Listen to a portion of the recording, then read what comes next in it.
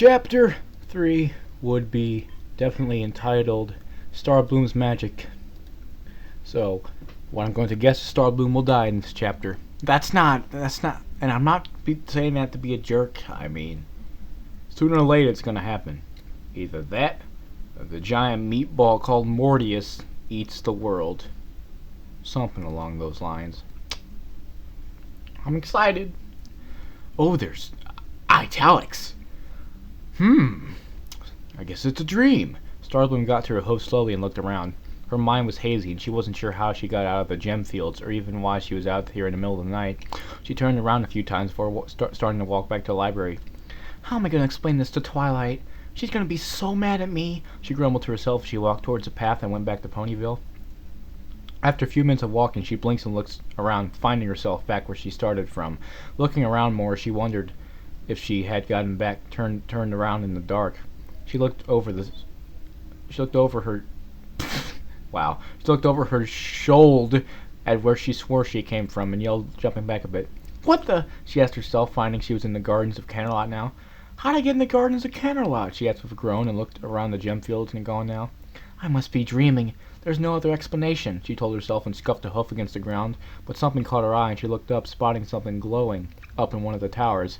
She started to walk to the large doors leading into a tower and found it was already open enough for her to get inside. She knew it was a dream now, no guards in the door part of the way open. She made her way into the tower and looked around, finding the door that led up to the tower.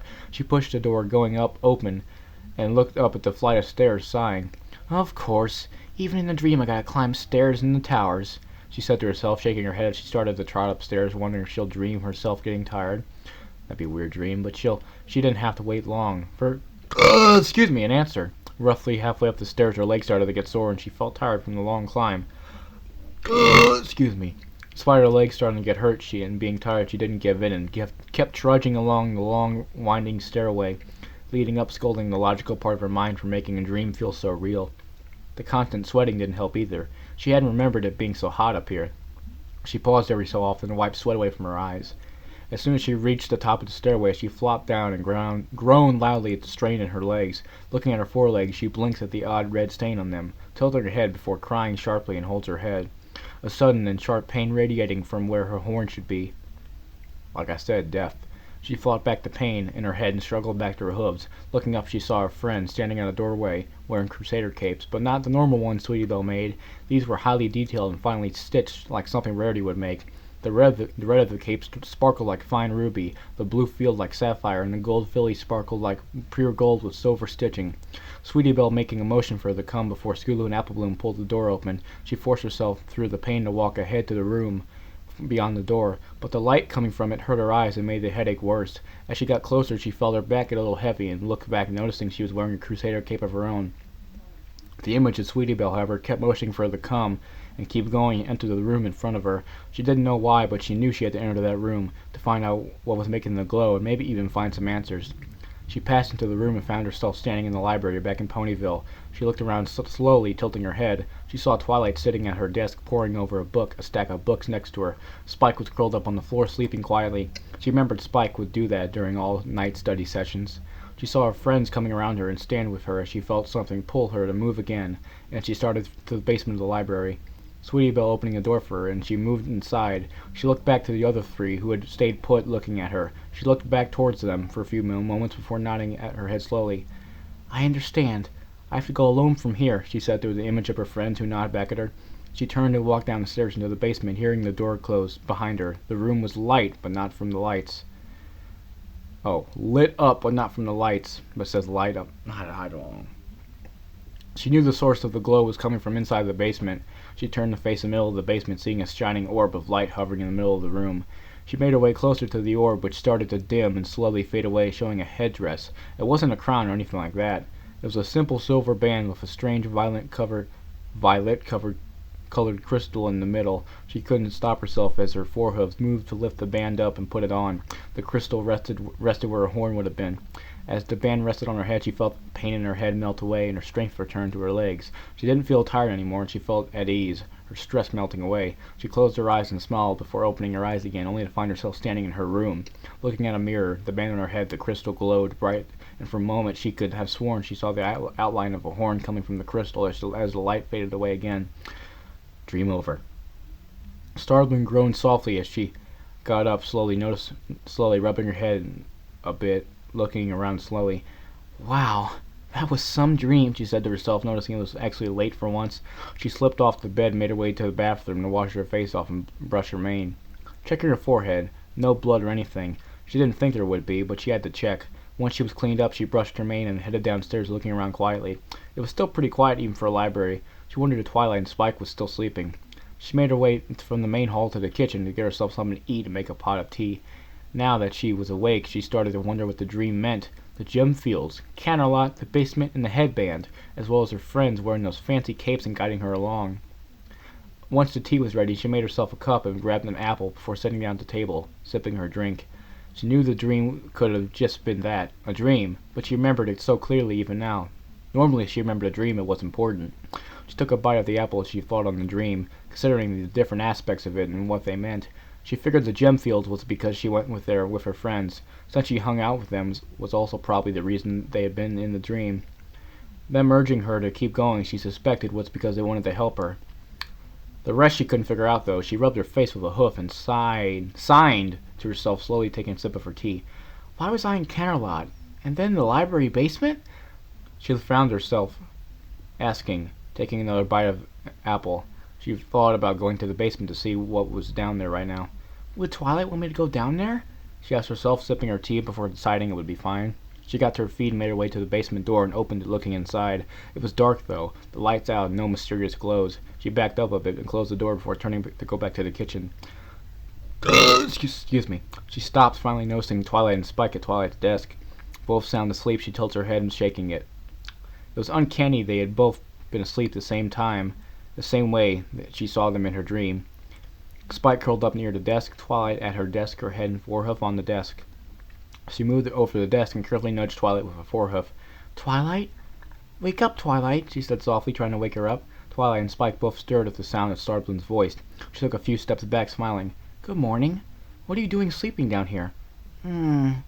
Starbloom? Twilight asked, sitting up and looking around before getting to her hoof, smiling at her. Looks like I fell asleep doing research, she said, smiling at her, then looked over at Spike, who was moving to his feet and stretching. She wasn't sure when they'd fallen asleep at night. How did you sleep? She asked, looking back over at Starbloom. Starbloom considered her answer for a few minutes before answering the question. I slept all right. I must have been pretty tired. She smiled up at Twilight, wondering if she should have told her about the dream or not. She didn't want to worry her about it, though, so she decided to keep it to herself for now. I made some tea, if you two want some, she said, smiling up at Twilight, then over at Spike. That sounds great. Thank you, Starbloom, Twilight said, smiling at her as she started to walk to the kitchen, with Spike following after her. Starbloom also walks with them to get some more tea. Twilight gets down a cup for herself and one for Spike, filling them with tea, setting them on the table. She also gets herself and Spike a wheat muffin. You want one, Starbloom? She asked, looking over at Starbloom. No, thank you. I had an apple, Starbloom said, smiling, refilling her teacup and settled at the table. She watched Spike and Twilight join her at the table. She smiled, thinking for a few minutes before asking Twilight, What were you two researching last night? Twilight sipped her tea and considered the best way to answer the question. She didn't want to scare Starbloom with the danger she was in from overusing her magic, like she did last night. Just a better way for you to use your magic without making yourself real tired like last night, she said, smiling as she nibbled on her muffin. Spike, for his part, kept quiet, letting the two talk as he enjoyed his breakfast. Starbloom thought for a minute, nodding to Twilight, smiling. What about a magic-focusing headband? She offered, remembering the headband in a dream. She knew crystals could be used to harness and improve magic. She actually wondered why she didn't consider that when she was analyzing her dream. Twilight paused as she thought about the idea of using a headband and taking a sip of her tea. I think that might actually work. We'd have to get Rarity's head designing it and making sure it fits, Twilight said as she smiled, thinking over the idea in her head. You can go to Rarity's and get her to make one while I research the best type of crystal. Just make sure she leaves a gem socket in the front empty. Starbloom smiled at Twilight, nodding before moving to get up. Spike also got up to clear the table for Starbloom. I've got this. You better hurry, Spike said, smiling at Starbloom, who nods at him and smiles back as she makes her way from the kitchen. Thank you, Spike, she said, going to the door and opens it, heading out of the library and closing the door behind her, and breathes in the morning air. It still had the smell of the rain from yesterday, but the skies were clear now. She made her way down the street, heading to Carousel Boutique. It was closer to noon when she got to Carousel Boutique. She opened the door and made her way inside. Ever heard of knocking? The shop was open by now, so she didn't have to knock. Okay, whatever. She made her way inside and looks around, finding Rarity working on one of her many designs. She didn't see Sweetie Belle, so she figured she was with the rest of the Crusaders. After a few minutes, Starbloom spoke up to get Rarity's attention. "Morning, Rarity," she said a bit... Oh. "Morning, Rarity," she said a bit loudly to break through her concentration. Rarity stopped and looked around before seeing Starbloom standing nearby, smiling up at her. "Good morning, Starbloom, darling. What can I do for you?" Rarity asked pleasantly, though slightly annoyed at being interrupted. "Why aren't you off playing with your friends?" "I overslept, so I wasn't awake when they came by this morning," she said sheepishly, grinning before continuing. "The reason I'm here, though, I need a headband made out of silver with a gem socket. Here," she points at her forehead where a horn used to be. "The socket needs to be empty, though. Twilight is going to find the right crystal for it." Rarity tilts her head a bit, looking confused at the request, but nods, smiling. "Of course, dear. I'm sure I can do that. I'm not a jeweler, though, but I can make something for you," Rarity answered before looking through her supplies and finds some silver fabric she used for her dresses. She measures Starbloom's head and cuts the fabric to proper size, leaving a spot in the forehead for a gem. She makes a simple silver headband for Starbloom. After she gets it finished, she puts it on Starbloom to test the fit, making sure the gem would be in the proper place. "How does that feel, darling?" Rarity asked, looking over her and fusing with her hair lightly. "That feels good. Not too tight or anything," she smiles at Rarity as she answers, shifting a little as she fusses with her hair. Once Rarity finishes, she looks up at her. "How much do I owe you?" she asked, smiling. "On the house, dear. Sounds like this is something you need," Rarity said, smiling back at her and nods. "If you need any adjustments, just let me know. You are a growing filly after all." "Thank you so much, Rarity," Starbloom said, smiling up at her. "I'll let you know if I need any adjustments on the headband." "I should hurry back to Twilight. Again, thank you." She smiled at her, turning away to make her way out of the shop. "You're welcome, darling. Have a good day," Rarity said, watching Starbloom as she starts to leave. She then turns back to the design she had worked on when Starbloom came in. Starbloom smiled as she made her way back to the library quickly so Twilight could fit the gem onto her headband if she had found the right one for it. She moved at a steady pace, not running, but she was moving quicker than a simple trot. She wanted to hurry and get back, excited at the thought of being able to use her magic again. Oh. I was hoping she'd run the Diamond Tiara, but nope. As she made her way through the town, she almost collided headlong with Applejack, who was selling apples at a stall in the marketplace. "Whoa there! Careful now, Sugar Cube," Applejack said, managing to move up to avoid being run into and stopping her before she collided with the apple stand. "What's got y'all worked up?" she asked when she got Starbloom settled. "Sorry, Applejack. I was just in a hurry to get back home," Starbloom said, looking up at the hard-working orange pony in front of her. "How's business doing?" she asked, wanting to be polite. "It's great, Starbloom. Thanks for asking," Applejack replied, smiling at her before tilting her head, noticing the headband, mistaking it for a bandage at first. "You hurt your head?" "Huh?" Starbloom asked, confused, but then remembered the headband. "Oh, no. It's a headband, not a bandage," she said, smiling at her, moving her mane up out of the way so Applejack can get a better look at the silver headband. "Ah, I'll see. Is that something Rarity put together for you?" Applejack asked, getting a small bag of apples from her cart in Starbloom. "Here you go, for you and Twilight and Spike to share," Applejack said, smiling. "Yep. Rarity made it for me," she said, smiling before taking the bag in her forehoof, smiling. "Thank you, Applejack. I better get going now," she said, picking up the bag in her muzzle and starts to make her way back home, a slower pace this time. "You're welcome, Starbloom. Have a fine day," Applejack said, smiling as she watched Starbloom walk down the street before turning back to tending to her apple stand.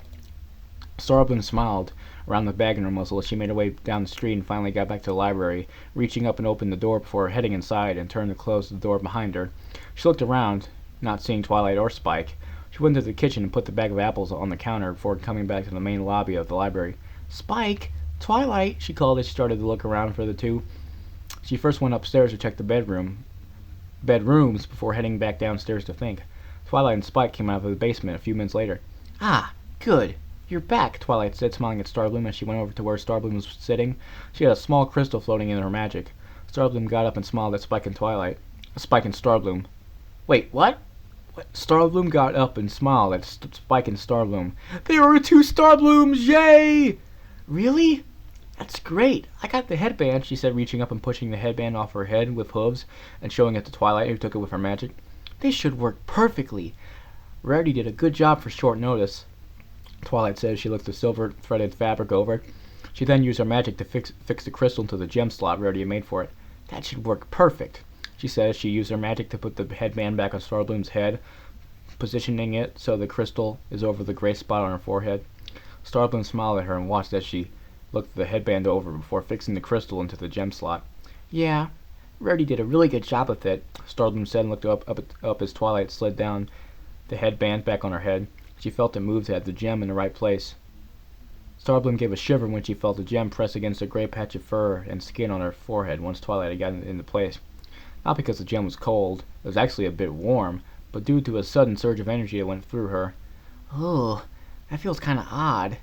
I feel lightheaded, Starbloom said as she sat down, gave her head a bit of a shake.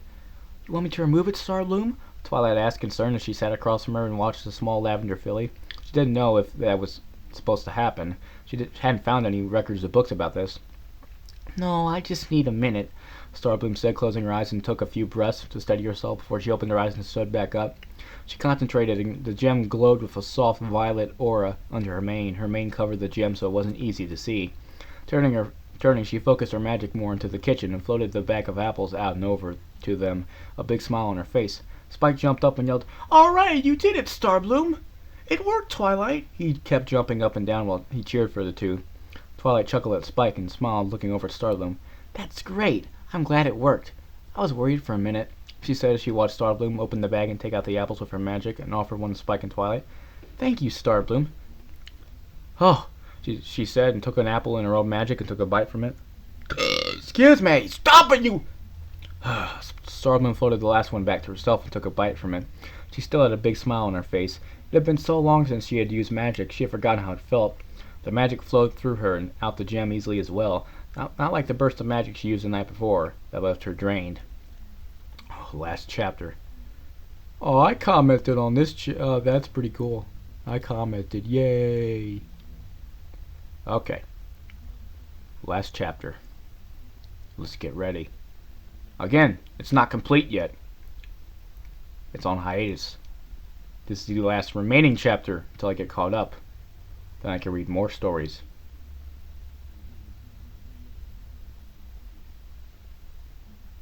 And Bill Cosby voices. Yay.